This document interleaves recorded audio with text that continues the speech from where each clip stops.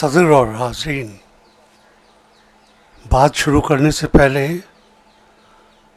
ये समझाना बहुत ज़रूरी है कि इतने उलेमा, हिंदुस्तान भर के टॉप इस्लामिक स्कॉलर्स और मुस्लिम लीडर्स, मेंबर्स ऑफ पार्लियामेंट, इनके बीच में एक कैथलिक ईसाई क्या कर रहा है। मैं दो वजह से यहाँ पे आया डॉक्टर इलियास के इनविटेशन पर। पहला था मेरी खुद की समझ कि वक्फ और वक्फ की प्रॉपर्टीज़ का हिंदुस्तान के मुसलमानों के लिए कितना अहम है। 1960 के दशक में जब मैं दिल्ली यूनिवर्सिटी के सेंट स्टीफेंस कॉलेज में पढ़ने आया तो वहाँ पे सोशल वर्क के लिए नज़दीकी सब्ज़ी मंडी, घंटाघर, दीना का तालाब में जाते थे। वहाँ किसी ज़माने में बहुत बड़ा कब्रिस्तान था। पार्टीशन के बाद बहुत रेफ्यूजी आए। उन रेफ्यूजीज़ के आने के बाद 15 साल बाद मैं बतौर स्टूडेंट उस जगह गया। एक चीज़ मेरे दिमाग में 60 साल बाद अभी भी ताज़ा है। पंजाब से आए हुए रेफ्यूजीज़ कब्रिस्तान के हेडस्टोन्स, जो पत्थर होता है, उसके ऊपर मसाला और चटनी पीस रहे थे। ईसाइयों के भी कब्रिस्तान होते हैं, हेडस्टोन्स होते हैं। तो बात दिल को कुछ लगी और याद आया जो मेरे टीचर्स ने भी समझाया कि अस्तित्व मिटाने के लिए, किसी का प्रेजेंस मिटाने के लिए सिर्फ उसको भगाने से, कत्ल करने से बात ख़त्म नहीं हो जाती है। उसके जो रह जाते हैं पत्थर, उनको भी उखाड़ फेंकने की एक लड़ाई रहती है। उसके बाद एज ए जर्नलिस्ट हिंदुस्तान के कोने कोने में गया और मेरी अपनी अंडरस्टैंडिंग है कि हिंदुस्तान की 6 लाख गांव हैं सरकार की तरफ से कहने पे, जिसमें से 4 लाख ऐसे गांव हैं जहाँ पे पंचायतें या और दूसरे किस्म का लोकल सेल्फ गवर्नमेंट होता है। उन 4 लाख में से शायद 3-3.5 लाख में मुसलमान बसते हैं। जहाँ मुसलमान बसते हैं, जैसे पहले स्पीकर्स ने बताया, एक मस्जिद होती है, मस्जिद में एक छोटा स्कूल होता है, और क्योंकि मुसलमान ईसाइयों और हिंदुओं की तरह एक उम्र के बाद चले जाते हैं, उनके लिए दफनाने के लिए एक कब्रिस्तान होता है। 2 ज़मीन के टुकड़े, उनका फिज़िकल प्रेजेंस होते हैं कि हिंदुस्तान में मुसलमान बसते थे, बसते हैं। मैं इसको बहुत अहम मानता हूँ और उससे जो औकाफ वक्फ का बंधन है, इसी वास्ते मैं उसको बहुत अहम मानता हूँ कि औकाफ जिसका और किसी धर्म में थियोलॉजिकल या स्पिरिचुअल कोई जगह नहीं है।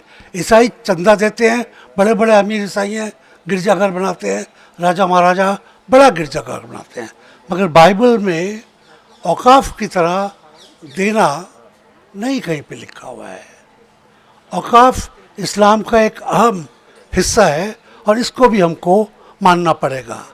इसके 2 मतलब हुए कि आपके धार्मिक प्रेजेंस का और आपके फिजिकल प्रेजेंस का एक बड़ा ही इंडिकेशन है, और उसको प्रोटेक्ट करना मेरा ख्याल आपका धर्म और आपका ईमान है, जो कि आपने यहाँ पर डिक्लेयर किया कि आपके उसकी लड़ाई के लिए लड़ने के लिए तैयार हैं। तीसरी बात, जो उस बात से मैं ख़त्म करूँगा, मैं आपको बताना मांगता हूँ कि केरला और केरला के बाहर 2 किस्म की हवाएं उड़ती हैं, 2 किस्म के पॉलिटिकल बादल आते हैं। केरला में आज की तारीख में भी औकाफ को लेके ईसाई समुदाय और इस्लामी तबके में युद्ध तो नहीं, तनाव है। उसकी लोकल वजह है और बहुत ही सीमित वजह है, जिसमें कोर्ट पॉलिटिशियंस अपना अपना घी डाल के कभी उबाल देते हैं, कभी नीचे कर देते हैं। मगर उसके बाहर मेरा ख्याल है किसी को कोई शक नहीं है कि किसी भी एक माइनॉरिटी के ऊपर और किसी भी एक दलित या ट्राइबल के ऊपर अगर उनके हकूक़ों के ऊपर एक के ऊपर हमला है तो सबों के ऊपर हमला है। आज मुसलमानों पे हमला है, कल ईसाइयों पे होगा, परसों दलितों पे होगा। और ये हम एंटी कन्वर्जन लॉज, जिसको फ्रीडम ऑफ रिलीजन बिल कहते हैं, उसमें देख चुके हैं। ईसाइयों के लिए बनाया गया था, शादी जोड़ दी, अब मुसलमानों के बना दिया है और बीसियों या सैकड़ों जवान मुसलमान मर्द जेल में हैं। ये इसको हमको जैसे पार्लियामेंट में कई एमपीज़ ने जब बहस चल रही थी बताया कि ये सिर्फ मुसलमानों का मामला नहीं है, हालांकि औकाफ सिर्फ मुसलमानों की ही चीज़ है।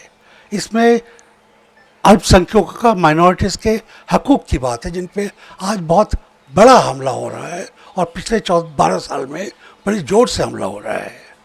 इसको हमको याद रखना है और उसके दुख से आपके दुख में शामिल होने के लिए हमको ताकत लेनी है। और आखिरी बात जो बंद करते मैं कहना मांगता हूँ, दिल्ली में किसी ज़माने में हर जगह प्रोटेस्ट कर सकते थे आप, धीरे धीरे करके इंडिया गेट पे प्रोटेस्ट होती थी, उसके बाद ये जगह चुनी गई थी, सरकार ने कहा आप यहाँ पे प्रोटेस्ट कीजिए।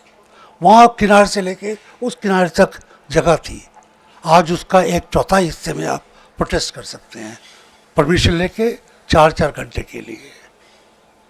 आज आपके अलावा किसी और को परमिशन नहीं दी गई और आपकी परमिशन भी सिर्फ 100 आदमियों के लिए गई है।